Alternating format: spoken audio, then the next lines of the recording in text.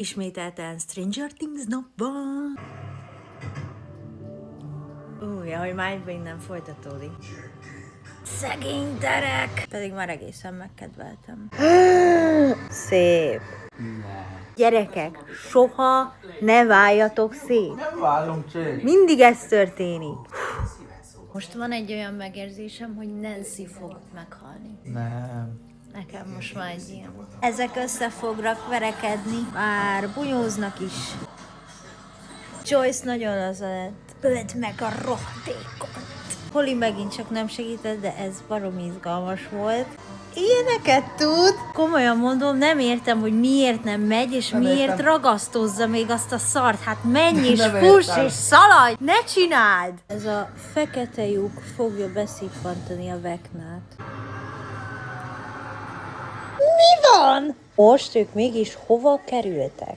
Ők nem halhatnak meg együtt, egyszerűen nem, ezt nem engedem. Kérd meg a kezét, kérd meg a kezét, kérd meg a kezét.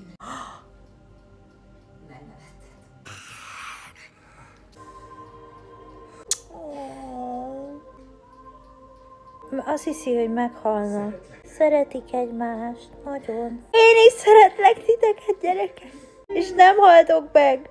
Csak szerintem Nancy, de... Hát ez most mitől? És mi ez az anyag amúgy? Akinek képessége van, úgy öltöztetik fel, mint valami hajléktalan szegényeket.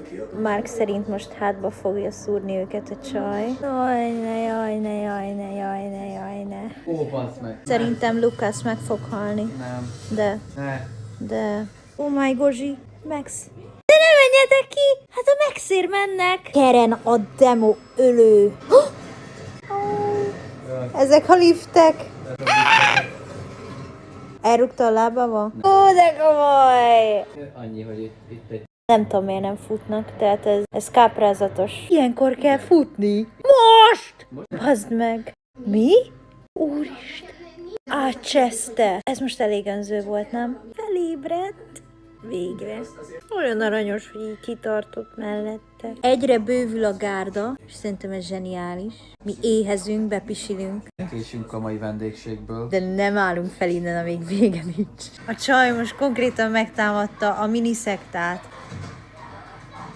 Azzal nem számoltunk, hogy Tizi halna meg. Nem tudom miért. Ugye ezzel senki nem számol. És ez... De nem is kell azért. Ez bebatyna. Bebatyna mindenkinek.